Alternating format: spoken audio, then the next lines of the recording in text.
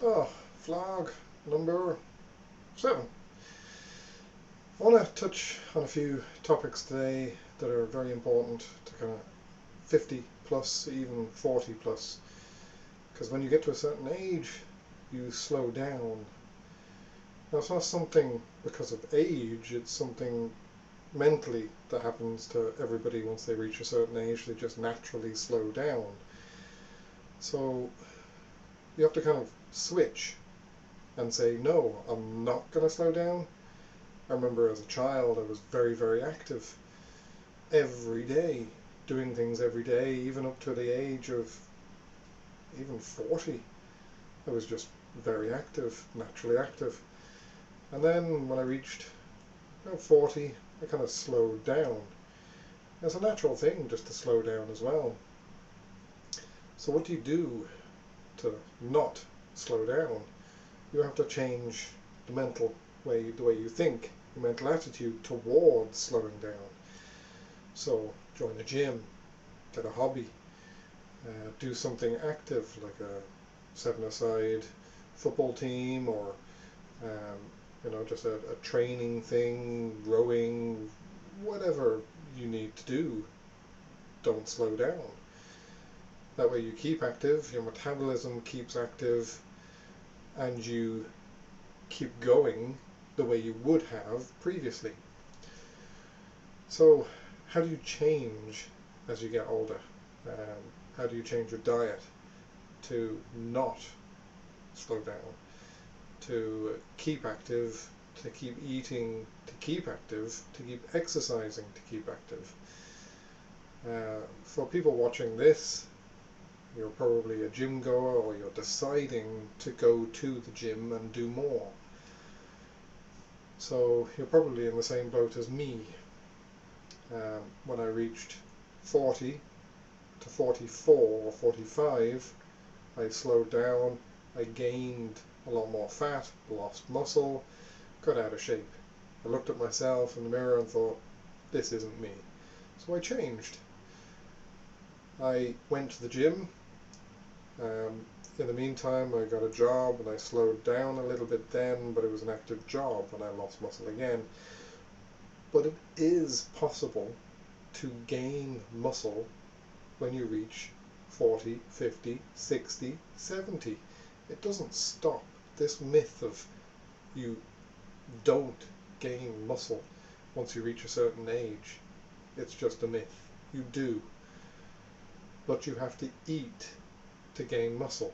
You have to consume more calories than you normally would, just over maintenance, to gain. So this myth of eating less calories and still getting muscle, that again is a myth. You have to eat more. You have to eat more carbohydrates. You have to eat more protein. You have to eat good fats. Fats like avocados or cheese, even cottage cheese, which contains a protein called casein, which is a very slow release protein, which takes a lot to digest and a lot to process. So eating to gain, you have to eat to gain. Even if it's just above maintenance, you still have to eat more than you would need. Now you can eat the right foods, still remain lean and gain muscle and lose fat. That's still possible.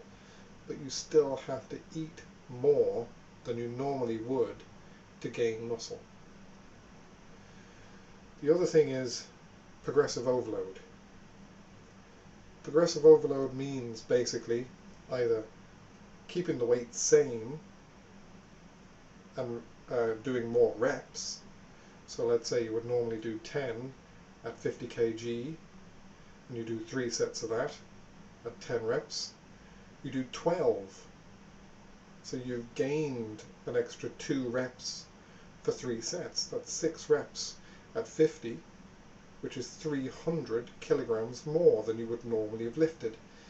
Or you increase the weight. So you've remained at 10, but you go up to 55. Again, it's an increase. So you can do it both ways. There's also other ways of drop weights, let's say, where you can add in an extra set. So let's say you would normally do 10 and then stop there. You can do 10, drop a weight, and do another 10 to add on to that. So it's less weight, but you've added on, again, more weight. So it's progressive overload. So long as you're increasing each time, either in reps up to a certain degree, because once you get over 12 reps, you're kind of going into more of a athletic kind of thing, a HIIT kind of exercise, rather than a strength gaining muscle exercise. So you need to be under 12 but over 8. So do 10. If you can do 12, go up a weight. Once again, that's progressive overload. So you need to be doing these kinds of things, eating more, eating the right foods, and progressing, getting more weight onto your exercises, or add 2 reps, and then once you can do that easily, then add more weight. The other thing I wanted to talk about was what parts of the body do you hit? What days of the week do you hit them? How much rest do you take in between each muscle group? So to begin with, I'll tell how I do mine and how I separate everything. There's various methods out there. This is just my method, my opinion. So Monday for me is upper body mostly. It's chest, triceps, biceps, and I do my abdominal muscles as well. Now I alternate from week to week with my abs, because I do my abs 5 days a week. So I do twisting exercises one week, and I do straight exercises the week after that, and then back again. And then Tuesday then, again, abs, but this time I add in shoulders and legs. And then Wednesday is a half day. Again, I do abs, and I do back. Then Thursday repeats from Monday, Friday repeats from Tuesday. So that's how I separate mine. So I've given a few days, and then Saturday and Sundays are my 2 days off, and I've given a few days break in between each exercise group. So I'm hitting the muscles twice a week. And then other muscles that I want to gain in, such as my back and my abs, I'm treating a little bit different. My back, I want to kind of gain a little bit more stability in, get a little bit better in the likes of my lats and all my shoulder muscles and back muscles. I want to gain a little bit extra on those, so I'm only doing them once a week because I want to give a good period in between, at least a week in between that group. And then with my abs, I'm doing 5 because I want them tight, I want them athletic, I don't want them big. So if I do my abs the same way I do my legs or my arms, they might grow a little bit too big, and for me, I don't think that would be a good look, because I'm a slim, athletic, lean person naturally anyway, always have been. So that kind of touches on another thing that's very important as well, is genetics. There is such a thing as fat mass index. Bodybuilders are kind of up there at 25. Their fat mass index is really high because they have very little fat, massive muscle, and the weight is quite large. So you can get bodybuilders in around 280 pounds who have like 3% body fat. That's not natural. At our age, we want to be natural. Bodybuilders die young. Let's just get that out of the way first. They die young because their bodies are under massive amount of stress. They eat, and eat during the off season, exercising at the same time, and then go lean until they have a competition, even dehydrating themselves to the point where there's nothing in their system. Now that's dangerous. Dangerous for the kidneys, dangerous for the heart. You don't want that at this age. At this age, what you want is an easy to carry weight. So you want to be in somewhere in the middle. You want to look good. You don't want to look thin, but you want to look good, but you don't want to look big. So you want to look somewhere in the middle, which means putting effort in, eating right, but not going crazy. You're not going to be taking any drugs like bodybuilders anyway, so that your genetics is predisposed to a certain degree body type. Like me, I'm lean and thin. I've got very, very thin wrists. So I'm not gonna get a massive body anyway. So if you measure your here around your, I'm 7 inches around my wrist, and the Grecian, if you look it up on Google, the Grecian ideal for my bicep is actually 17.5 inches. I don't have 17.5-inch biceps. I'd be happy if I did, but I don't. My biceps are around 14.5 inch, relatively small in bodybuilding standards, in any kind of standard really. But anyway, that's me, and I'm predisposed to that body shape. All my weight goes around my belly button. Some other people, their weight would go all around the bottom area. Other people would go around their arms. You're predisposed to that genetic shape. To kind of break that genetic shape, you have to go on drugs. You have to take anabolic steroids or some kind of substance to get your shape into a different genetic shape than it would normally be predisposed to. You don't want to go down that road. So the only way to do that is, as I've discussed already in this chat, that you have to eat right, slightly over maintenance, and go progressive overload. It's the only 2 ways to do it. So that means eating the right foods, staying away from sugars, watching the things on the labels when you're shopping, see how much sugar is in those foods, because believe it or not, it's a minefield out there. You don't know what you're picking up. Look on the labels. If everything's green and orange, you're good. If it's red, be careful. But then again, even saying that, some of the things will say red on the label, but it's good fat. The likes of peanut butter, for instance. Great food. Great for getting good fats into you and the protein into you. But it's red for fat. So it's supposedly bad for you. But it's really good for building muscle. So you're going to get this, you have to use your intuition. So stay away from the bad sugars, stay away from what you know is sugar. So for the likes of brown sugar, sweets, crisps, dietary drinks even, Coca-Cola and 7-Up and that are non-diet drinks, you're going to have to stay away from those if you want a lean, physically good body. It's just not possible to eat that kind of food and have the body that you want to have. So, what kind of exercises do we do?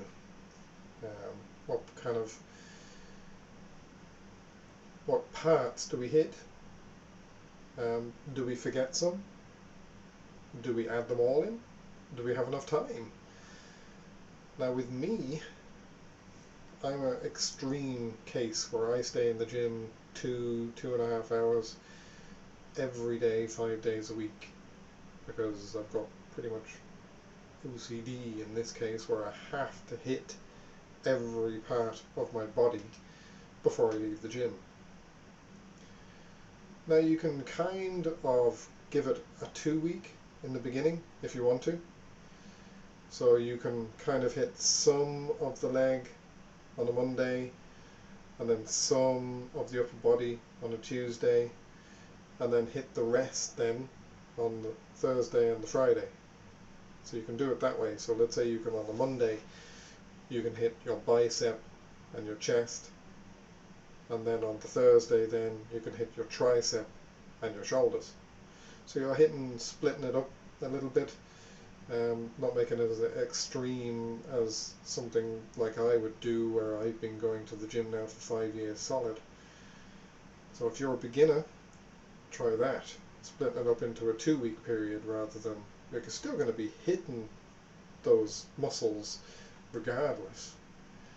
Like if you're doing a tricep, and if you're isolating your tricep, you're not going to hit any other part of your body. You're still going to hit your forearm a little bit, you're still going to hit your bicep a little bit, and you're still going to hit your shoulder a little bit. You'd have to completely isolate the muscle to avoid hitting any other kind of muscle. So you can do that. The other thing I would suggest is don't miss any muscles.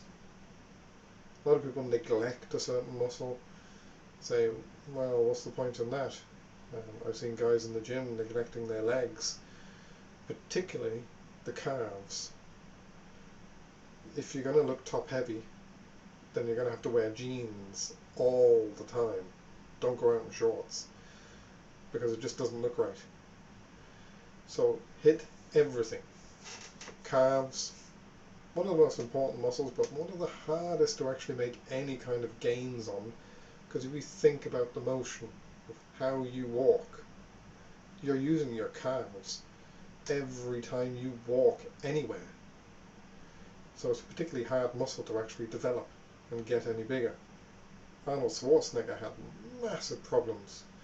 All his beginning photographs, when he was photographed at the very beginning of his bodybuilding career, he was in water up to his knees past his calves, because his calves were terrible.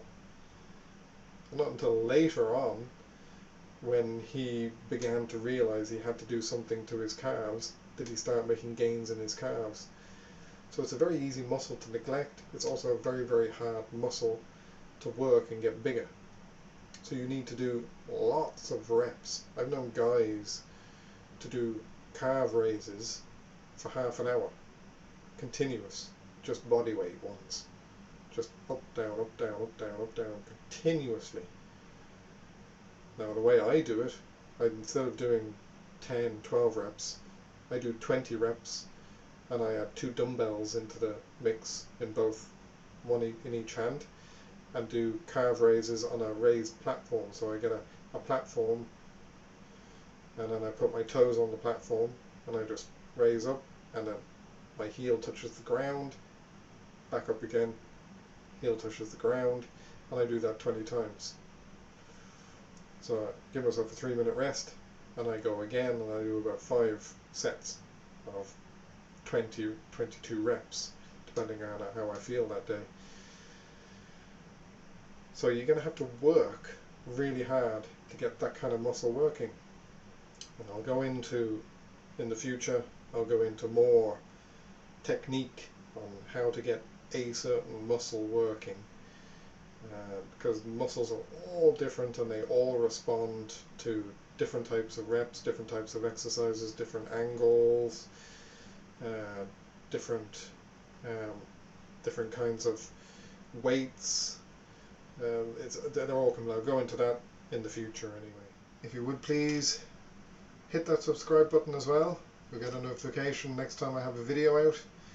If you don't hit that subscribe, you won't get any notification the next time I make a video. So please hit it. There's also a video, if you haven't watched it already, over here. Please hit that. And stay to the very end. And please like and share. Thank you once again. Good night.